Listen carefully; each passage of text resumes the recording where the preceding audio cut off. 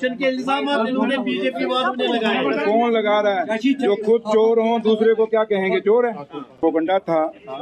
और जिन पेपरों में ये खबरें लगाई गई, रात को 1:30 बजे मुझे पता चल गया था कि पेपरों में, उसमें एक पेपर ऐसा है जो पेपर माइनिंग के जो लीगल माइनिंग करते हैं, वो एक माफिया ग्रुप है, उनका पेपर है। एक पेपर ऐसा है जो पूरी उसको सबसे ज्यादा जम्मू कश्मीर में अगर देखा जाए तो सरकारी एडवर्टाइजमेंट उसको मिलती है। तो आखिर उन्होंने चमचागिरी तो करनी है, और वो गोदी मीडिया ने वो वहाँ खबर चलाई। काश वो वेरीफाई कर लेता। जाए निशारा, और मैं आप लोगों को दावत दूंगा, आप में से अगर कोई जाना चाहता है निशारा चले जाइए, एक एक टेंडर की वेरिफिकेशन करिए, एक एक सड़क की वेरिफिकेशन करिए। और अगर कहीं किसी ऑफिसर ने गलती की है मुझे बता दीजिए, मैं उस ऑफिसर को नहीं बख्शूंगा। क्योंकि जब मैं असेंबली के अंदर खुद कहता हूँ कि भाई हम करप्शन के साथ खिलाफ हैं, हम क्वालिटी के खिलाफ हैं, जब हम खुद कहते हैं कि टेंडरों में धांधली नहीं होने देंगे, क्योंकि पिछले 11 साल में कितने सिंगल टेंडर अलॉट हुए हैं, अगर आपको चाहिए तो अगर मैं आपको वो रिकॉर्ड भी पूरा दूंगा। मैं क्योंकि मैंने एक दिन पहले भी कहा था कि मैं बीजेपी के वो 11 साल जो पीछे बीजेपी और पीडीपी ने जो किया मैं उसमें नहीं जाना चाहता। और बीजेपी ने जो 11 साल तबाही की जम्मू कश्मीर के लोगों की, और इस ठेकेदारी में सिस्टम में आज बड़े बड़े ठेकेदार किसके हैं? ये बीजेपी के अपने लोग ठेकेदार हैं। जो आम जम्मू कश्मीर का गरीब ठेकेदार होता था, पिछले 11 सालों में उन लोगों को काम कहीं नहीं मिला।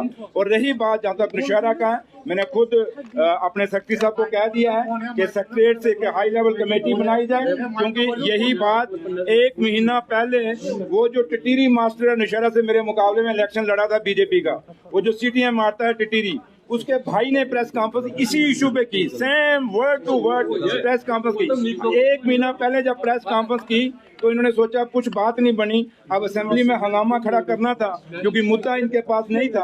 तो इन्होंने उस मुद्दे को, एक ऐसे मुद्दे को उछालने की कोशिश की जो मुद्दा ही नहीं है। लेकिन हाँ, एक चीज मैं आप लोगों के माध्यम से, नौशहरा के लोग मेरे सुन रहे होंगे, आप लोगों को सुनेंगे, मैं उनको ये चीज बताना चाहता हूँ कि देख लीजिए, जिस टिटीरी ने नौशहरा से बीजेपी के नाम 27,000 वोट लिया, वो बीजेपी आज नौशहरा में नहीं चाहती कि काम हो, वो नौशहरा के लोगों के काम रोक रही है और जो उन कामों को रोकने की पूरी कोशिश कर रही है। लेकिन सुरेंद्र चौधरी, क्योंकि लोगों का चुना हुआ नुमाइंदा नौशहरे से है, मैं अपने लोगों के लिए जान दे दूंगा, लेकिन काम कभी नहीं रुकने दूंगा और ईमानदारी से काम करूंगा। और मैं आपको दावत देता हूं, आप कोई भी पत्रकार कभी भी आप नौशहरा आ जाएं, अगर आपको गाड़ियां चाहिए मैं गाड़ियां दूं, जाइए नौशहरा जाके आप वहां पे फैक्ट्स देखिए। हाँ, अब बात इन्होंने शुरू की, अब खत्म मैं करूंगा। मैं किश्तवाड़ में जितने भी प्रोजेक्ट हैं, उन प्रोजेक्टों में किसके बंदे लगते हैं, जाके किश्तवाड़ में आम लोगों को पूछिए। वहां उस किश्तवाड़ में जितनी भी सप्लाई हो रही है उन प्रोजेक्टों में, वो किश्तवाड़ का कौन सा लीडर कर रहा है, कौन से लीडर की वहाँ गाड़ियां चल रही हैं, कौन से लीडर के चल रहे हैं। लेकिन आप हैं, ये आपका काम है। मैं आपको इशारा दे रहा हूँ, पत्रकारों, सुनिए, पत्रकारों को इशारा देना मेरा फर्ज है, खोज करना आपका काम है। इसलिए मैं आपसे यही कहूँगा, सुनिए ना, मैंने अपनी खोज कह दी, जाइए नौशहरा, मैंने दावत दे दी आपको नौशहरा में, आप जाइए खोज करिए। और दूसरी आपको देता हूँ कि किश्तवाड़ में भी चले जाइए, आम लोगों को पूछिए कि जब तक बीजेपी का एक जो बड़ा लीडर है, जब तक वो पर्ची ना दे, उन प्रोजेक्टों के अंदर गरीब आदमी नहीं लग सकता। वही लगेगा जिसकी सिफारिश होगी, फिर आम और गरीब जिसकी बात ये बीजेपी करती है वो कहाँ जाएगा। ये दो चेहरे नहीं चलेंगे, हाथी के दांत, खाने के कुछ और दिखाने के कुछ और। ये लॉलीपॉप जो हाथ में लेके घूम रहे हैं, ये इन्हीं के मुंह में वापस हम देंगे। ये वक्त आने वाला है, जम्मू कश्मीर के लोग इनको कभी नहीं बख्शेंगे। इसलिए मैं लास्ट में आपको एक चीज और कह दूं, एक चीज मैं वही एक चीज कह दूं, ये तो हुआ नौशहरा का, इसलिए अब नौशहरा के लोग खुद इनको जवाब देंगे बीजेपी को अगले इलेक्शन में। अब दूसरी बात रही, जिस पे सुबह इन्होंने ड्रामा किया कि सरकार जो है, जो फ्लड आया उस फ्लड पे बात नहीं कर रही। लेकिन आप सब जानते हैं, आज कम से कम 4 सवाल लगे हुए थे उसी फ्लड के ऊपर। इवन के जो एलओपी है बीजेपी का सुनील शर्मा साहब का चौथे नंबर पे सवाल था कि वहाँ चशोटी में जो फ्लड आया, वहाँ कितने घर टूटे, वहाँ कितने लोग मरे, कितने लोगों को वहाँ पे मुआवजा मिला, कितनों को नहीं मिला, ये सवाल था। अगर ये सच्चे थे सुनील शर्मा साहब, एलओपी साहब, तो वो सवाल तो आपका था ना, तो आपने वेट क्यों नहीं किया?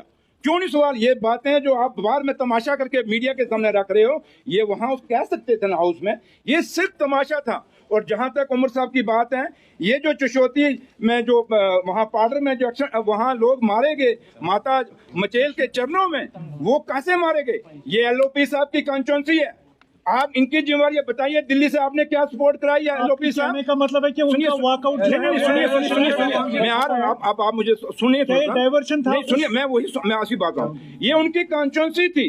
उनको ये पूछिए कि आपका कौन सा बड़ा लीडर वहां दिल्ली से आया जो वहां पे गया। लेकिन मेरा लीडर उमर अब्दुल्ला साहब, जम्मू कश्मीर का मुख्यमंत्री, आप लोगों ने खुद देखा, कवर किया होगा, वो वहां चोटी में खुद गए, पैदल घूमे। उमर साहब अपना क्या नाम है मोहर में गए, उमर साहब रामबन में गए, उमर साहब जम्मू शहर के अंदर चौथे ब्रिज के ऊपर गए, बाकी लोग जगहों पे जो लोग जिन दरिया में जो तवी में बैठ गए उन पे गए। उमर साहब कठुआ में गए, सांबा में गए। और इस एलओपी साहब को पूछो, ये जो नेशनल हाईवे के जो ब्रिज बह गए नेशनल हाईवे के कठुआ में और सांबा में, उसके ऊपर क्यों नहीं सवाल लगाया? आपने ये सवाल क्यों नहीं लगाया कि उधमपुर से लेकर टनल तक पूरा रोड बैठ गया नेशनल हाईवे, उस पर सवाल क्यों नहीं लगाया एलओपी साहब ने, बीजेपी वालों ने? क्यों? क्योंकि वहाँ बीजेपी की इन्वॉल्वमेंट है। ये नेशनल हाईवे अथॉरिटी किसकी है? ये बीजेपी वालों की है। तो इसलिए आपने वहां सवाल नहीं लगाते, क्योंकि इनका आखिरी चेहरा ये जो फ्लड हिट, अगर आप फ्लड के लोगों के साथ ईमानदारी है तो फिर फ्लड के लोगों का मजहब के नाम पे नहीं बात रखनी चाहिए। खाली जम्मू सूबे में फ्लड नहीं, रोड बंद होने से क्या एक बार भी इन्होंने बोला कि सेब के सेब लोगों के खत्म हो गए, यहाँ ट्रकों के ट्रक खत्म हो गए, उस पर कोई बात रखी उन्होंने? यहाँ 22 शरण के अंदर लोग मर गए, मिलिटेंसी अटैक हुआ, कैसे हुआ, क्यों हुआ? चौधरी साहब क्या कहेंगे? सुनो मेरी बात यार, अगर आप सुनते हो तो बात का सुन लीजिए, यहीं अधूरी मत छोड़िए। 22 शरण में पूरा टूरिज्म का कश्मीर का खत्म हो गया, पूरी इंडस्ट्री, होटल इंडस्ट्री खत्म हो गई। एक बार भी बीजेपी ने कहीं सवाल लाया, बात रखी कि हमने इस पर बात करना चाहते हैं, इस पर डिबेट करना चाहते हैं? ये कम करते हैं। मैंने वही कहा, बीजेपी के दो चेहरे हैं, कश्मीर में आते हैं कहते हैं हम आपके हमदर्द हैं। क्या यहाँ लाल चौक में एक सेल्फी पॉइंट बनाने से क्या यही जम्मू कश्मीर की स्मार्ट सिटी बन जाएगी? या जम्मू के अंदर 2 सड़कें शहर के अंदर बनाने से क्या यही स्मार्ट सिटी बन जाएगी? हाँ, सुनील शर्मा साहब ईमानदार हो तो मैं आपको कहता हूँ, जाइए, अगर इंक्वायरी करनी है, निशारा की इंक्वायरी तो मैंने इनिशिएट करा दी है। आप जो 28,000 करोड़ का इंडस्ट्री का पैकेज आया था, इसकी सीबीआई इंक्वायरी करा दो। आप उसकी जो स्मार्ट सिटी हैं, इसकी सीबीआई इंक्वायरी करा दें। आप जितनी भी यूनिवर्सिटी हैं, बाहर के लोग उस यूनिवर्सिटी में लग रहे हैं, जम्मू कश्मीर के बच्चों को रोजगार नहीं मिल रहा, इन यूनिवर्सिटी में जितनी भी अपॉइंटमेंट हुई है बाहर के लोगों की, उसकी सीबीआई इंक्वायरी करा दें। सुनील शर्मा साहब, अगर आप इंक्वायरी करना चाहते हैं बीजेपी वालों, तो फिर अगर सबसे बड़ी इंक्वायरी यहाँ जो बेरोजगारी है, जिस बेरोजगारी को आपने पैदा किया, उस बेरोजगारी पे एक सीबीआई इंक्वायरी करोगे। ये कैसे इतने, ये 10 महीने में तो पैदा नहीं हुए ये बेरोजगार। इसलिए मैं आपसे ये बात करूंगा कि बीजेपी के लोग सिर्फ जम्मू कश्मीर के लोगों को उलझाना चाहते हैं, इससे ज्यादा कुछ नहीं है। ये सिर्फ एक जोर जबरदस्ती से गुमराह करके ये सरकार यहाँ पे अपनी पार्टी को चलाना चाहते हैं। लेकिन जम्मू कश्मीर के लोगों ने पहले भी इनको 2024 में इनको जवाब दिया था, कश्मीर में तो लोगों ने जवाब दिया, अब जम्मू वाले लोग अगले इलेक्शन का इंतजार करके इनको जवाब देंगे। और ये बीजेपी, सुनील शर्मा को एक बात और पूछना आप कि तलवार मुख जो आपने बंद किया था वो उमर अब्दुल्ला सरकार ने शुरू किया है। आज जम्मू का एक व्यापारी, एक आम आदमी खुश है। आपको किसने रोका था कि भाई यहाँ पे ये आप तलवार मुंह न चलाएं? इसलिए मुद्दे बहुत हैं, बातें बहुत हैं, लेकिन मैं एक ही बात कहूंगा कि बीजेपी असेंबली के अंदर पूरा ड्रामा कर रही है, ये सिर्फ तमाशा कर रही है आप लोगों के चैनलों पे आने के लिए, क्योंकि ये कुछ ना करें तो आप थोड़ा इनको पूछोगे भाई क्या हुआ है। इसलिए जब ये कुछ पंगा करेंगे तभी पूछेंगे।